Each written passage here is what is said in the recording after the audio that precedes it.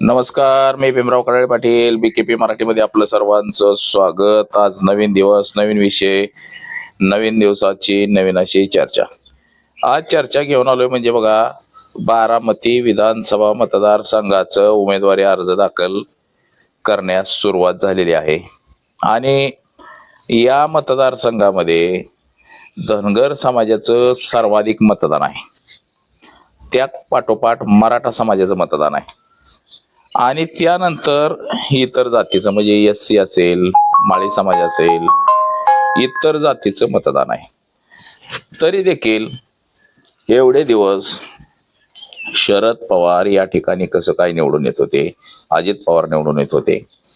त्याहून दुसरी गोष्ट अशी की आता या ठिकाणची विधानसभेची पोटनिवडणूक लागलेली आहे आणि पोटनिवडणुकीमध्ये सुनित्रा पवार विरुद्ध लक्ष्मण हाके ही अशी काहीशी निवडणूक होईल असं अनेकांचं मत आहे आणि लक्ष्मण हाके यांनी जाहीर केलेलं आहे की ही निवडणूक बिनविरोध होऊ द्यायची नाही.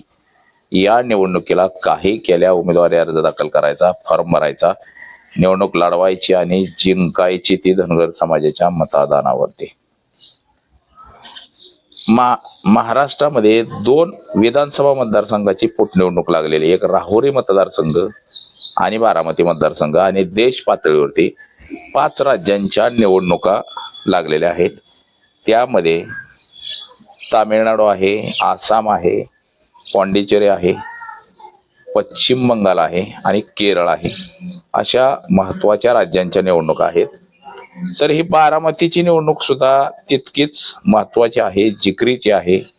तर चला बघूया बारामतीचं मतदान किती आहे, त्यामध्ये धनगर समाजाचं मतदान किती आहे, मराठा समाजाचं मतदान किती आहे, दलित समाजाचं मतदान किती आहे, माळी समाजाचं मतदान किती आहे, इतर जातींचं मतदान किती आहे.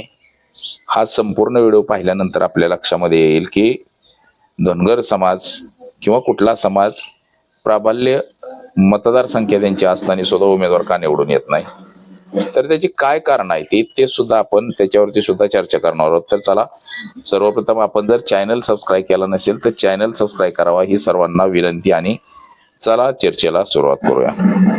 महाराष्ट्र राज्यामध्ये 2 विधानसभा मतदारसंघाच्या निवडणुका जाहीर झालेल्या आहेत आणि त्यामध्ये राहुरी मतदारसंघ जो शिवाजीराव कर्डिले यांचं निधन झालं आणि या ठिकाणी भारतीय जनता पक्षाचे ते शिवाजीराव कर्डिले होते आणि त्यांचं निधन झाल्यामुळे या ठिकाणची जागा रिक्त झालेली आहे. आता या ठिकाणी शिवाजीराव कर्डिले यांच्या चिरंजीवाला तिकीट मिळतंय का दुसऱ्या कोणाला भारतीय जनता पक्ष तिकीट देतोय. त्याचबरोबर या ठिकाणी जयंत पाटील यांची भाची आणि माजी मंत्री प्राजक्ता तनपुरे हे सुद्धा निवडणुकीच्या रिंगणात उभे राहतात की काय अशी सध्याची स्थिती आहे. म्हणजे प्राजक्ता तनपुरे हे आमदार होते, या ठिकाणचे राज्याच्या मंत्रिमंडळामध्ये मंत्री सुद्धा होते आणि ते पुन्हा आता इथं उभा राहतात का काय, हा सुद्धा सगळ्यात महत्वाचा प्रश्न आहे. म्हणजे इथं अटीतटीची लढत होते असंही आपल्याला एकंदरीत दिसतंय. तसंच आता बारामती मतदारसंघाकडे जर आपण गेलो तर बारामती मतदारसंघाचं मतदान आहे 3,83,468 मतदार आहेत. आता एवढ्या संख्येनं मतदार हे बारामती विधानसभा मतदारसंघामध्ये आहेत. बारामती हा लोकसभेचा सुद्धा मतदारसंघ आहे. बारामती लोकसभा मतदारसंघामध्ये प्रामुख्यानं 5 तालुके येतात. त्यापैकी बारामती, इंदापूर, दौंड, आता तिकडे पलीकडे गेलो तर आपण पुरंदर तालुका येतो, त्याचबरोबर भोर, वेल्हा, मुळशी हे सगळे तालुके बारामती विधानसभा मतदारसंघामध्ये येतात. आणि या विधानसभा मतदारसंघामध्ये इंदापूरला राष्ट्रवादीचा आमदार आहे, दौंडला भाजपचा आमदार आहे, बारामतीला राष्ट्रवादीचा आहे, खाली गेलं पुरंदरला तर शिवसेनेचा आमदार आहे, भोर, वेल्हा तिकडे गेलं तर मांडेकर, शंकर मांडेकर म्हणून राष्ट्रवादीचा आमदार आहे. कधी काळी हे आमदार पण नव्हते सगळे राष्ट्रवादीचे, फक्त इंदापूर आणि बारामती, फक्त बारामती असाच म्हणायचं. ते शरद पवाराचा गट जेव्हा निवडून आला सुप्रिया सुळे तेव्हा फक्त बारामतीचा सुद्धा आमदार राष्ट्रवादीचा नव्हता. तरी सुद्धा शरद पवारांची कन्या ही या ठिकाणी भरपूर मतांनी निवडून आलेल्या होत्या, सुप्रिया सुळे. तर आता ही निवडणूक जी आहे बारामती विधानसभा मतदारसंघाची, ही काहीशी आता अटीतटीची लढाई झाली अशी आपल्याला एकंदरीत दिसते। या मतदारसंघामध्ये जर बारामती तालुक्याचा जर विचार केला तर या ठिकाणी धनगर समाज हा बहुसंख्येनं आहे। धनगर समाजाचं मतदान या तालुक्यामध्ये 1,10,000 मतदार धनगर समाजाचा आहे आणि नुसत्या धनगर समाजाने मतदान दिलं तरी सुद्धा या ठिकाणचा उमेदवार हा निवडून येईल अशी परिस्थिती आपल्याला दिसते। गेल्या वेळेस या ठिकाणी गोपीचंद पडळकर हे भारतीय जनता पक्षाच्या तिकिटावरती इथं निवडणूक लढवली होती।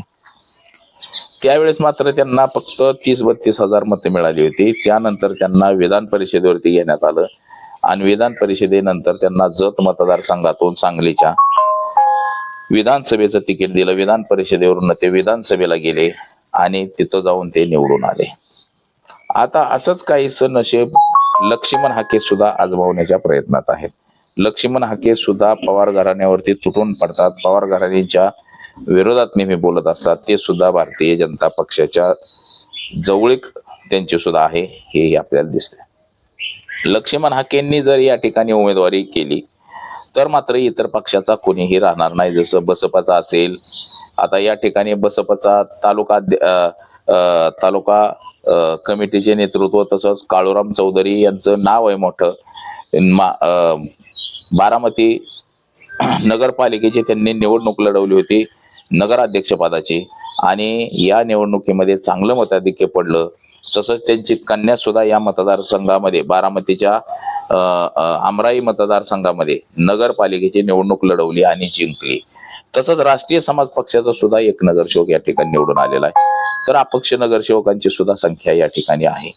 म्हणजे बारामती शहर आणि बारामती तालुक्यामध्ये विरोधकाचा एकही माणूस निवडून येत नाही। त्या ठिकाणी 7-8 उमेदवार हे विरोधातले निवडून आलेले राष्ट्रवादी काँग्रेसच्या।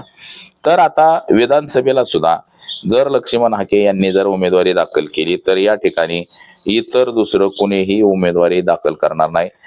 सुनेत्रा पवार आणि लक्ष्मण हाके यांच्यामध्ये सरळ सरळ लढत होईल। या ठिकाणी जर जातीय समीकरण जर आपण पाहिलं तर धनगर समाजाचं 1,10,000 मतदार आहे आणि मराठा समाजाचं 90,000 मतदान आहे या ठिकाणी। त्या पाठोपाठ माळी समाजाचं मतदान आहे आणि SC समाजाचं मतदान आहे या पाठोपाठ।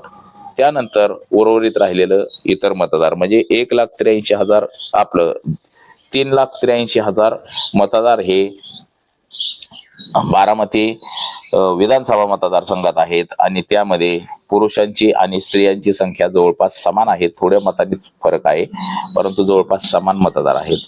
आता जर 50% मतदान झालं तर जवळपास 1,70,80,000 पर्यंत मतदान होतं आणि 60-70% झालं तर 2.25 लाख 2.5 लाख असं मतदान होतं आणि निवडून जर यायचं म्हणलं तर साधारण 1,20,000 30,000 अशी मतं लागतायत।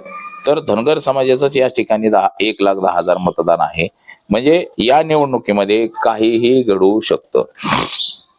जसं की आपण मगाशी म्हटलं की निवडणूक ही काटेकी टक्कर आहे, प्रतिष्ठेची लढाई आहे आणि प्रतिस्पर्धी कुणीही नाही। अजित पवार यांच्या निधनानंतर रिक्त झालेली ही बारामती विधानसभेची जागा आहे। या ठिकाणी जे तुतारीचं आहे शरद पवारांची राष्ट्रवादी आहे त्यांनी आधीच जाहीर केलेलं आहे की आम्ही या ठिकाणी उमेदवार उभा करणार नाही असं सांगितलेलं आहे। त्याचबरोबर काँग्रेस पक्षानं सुद्धा सांगितलेलं आहे की आम्ही या ठिकाणी उमेदवार देणार नाही। शिवसेनेनं सुद्धा सांगितलेलं आहे की आम्ही या ठिकाणी उमेदवार देणार नाही। म्हणजे या तिन्ही पक्षाचा उमेदवार या ठिकाणी राहणार नाही आणि जर उमेदवार राहिला तर त्या ठिकाणी भारतीय जनता पक्षाचा उभा राहील म्हणजे लक्ष्मण हाके उभा राहतील आणि त्यांना सगळ्या पक्षांचा पाठिंबा मिळेल। एकतर देवेंद्र फडणवीस हे भारतीय जनता पक्षाचं तिकीट लक्ष्मण हाके यांना देणार नाहीत परंतु पाठबळ मात्र सगळ्या गोष्टी त्यांना पुरवतील, पाठबळ मात्र लक्ष्मण हाकेला दिलं जाईल। आणि त्यानंतर दुसरी गोष्ट म्हणजे अशी की लक्ष्मण हाके हे अपक्ष उमेदवारी करतील। आता उमेदवारी दाखल करायला सुरुवातच आहे। त्याचबरोबर 23 तारखेला मतदान होणार आहे, 4 तारखेला त्याची मोजणी होणार आहे। म्हणजे देशातल्या ज्या 5 राज्यांच्या निवडणुका आहेत आणि ज्या विधानसभा मतदारसंघाच्या पोटनिवडणुका, लोकसभेच्या पोटनिवडणुका ज्या आहेत त्या मात्र एकाच दिवशी मतमोजणी होणार आहे, म्हणजे 4 तारखेलाच मतमोजणी होणार आहे. आणि मतदानाचे टप्पे मात्र 2 आहेत. पश्चिम बंगालमध्ये 2 टप्प्यात मतदान होणार आहे, तर इतर राज्यांमध्ये एका टप्प्यात मतदान होणार आहे. तामिळनाडू सुद्धा या ठिकाणी आहे. तामिळनाडूला सुद्धा निवडणुका सुरूच आहेत. तामिळनाडू असेल, केरळ असेल, पश्चिम बंगाल असेल, आसाम असेल, पॉंडिचेरी असेल, असे एक 4-5 राज्यांच्या निवडणुका, 5 राज्यांच्या आणि काही राज्यांमधले जे विधानसभा मतदारसंघ आहेत तिथं जे काही अपवाद वगळलेलं, म्हणजे जसं अजित पवारांचं निधन झालेलं आहे, शिवाजीराव कर्डिल यांचं निधन झालेलं आहे, तसंच लोकसभेची सुद्धा 1-2 ठिकाणच्या निवडणुका आहेत असं एकंदरीत सांगितलं गेलेलं आहे. तर सगळ्यांचीच मतमोजणी ही 4 तारखेला होणार आहे. आणि 4 तारखेच्या मतमोजणीमध्ये आश्चर्यजनक जर निकाल लागला तर मात्र काय वावगं वाटायला नको, अशी ही परिस्थिती सध्याची आपल्याला दिसते. म्हणजे लक्ष्मण हाके यांनी तर उमेदवारी दाखल करणारच असं जाहीरच करून टाकलेलं आहे. आता वेद आहे तो उमेदवारी दाखल करणं आणि निवडणूक लढवणं, प्रचार यंत्रणा राबवणं, या सगळ्या. आणि धनगर समाज लक्ष्मण हाकेंना कितीसा पाठिंबा देतोय. त्याचबरोबर इतर जो बहुजन समाज आहे, जसं आता काळूराम चौधरी यांची कन्या निवडून आलेली आहे, परंतु त्यांना मानणारा सुद्धा काय वर्ग असेल किंवा इतर ज्या संघटना आहेत, जसं राष्ट्रीय समाज पक्ष असेल, काँग्रेस पक्ष असेल, ही सगळी जण मिळून लक्ष्मण हाके यांना पाठिंबा देतात का, आणि या सर्वांचं मतदान किती पडतंय, नेमकं किती मतदान होतंय हे सुद्धा आता बघणं गरजेचं आहे. तर आज एवढंच. माझा सहकारी कॅमेरामन अनिकेत समी, भीमराव कडाळे पाटील, BKP मराठी, इंदापूर, पुणे.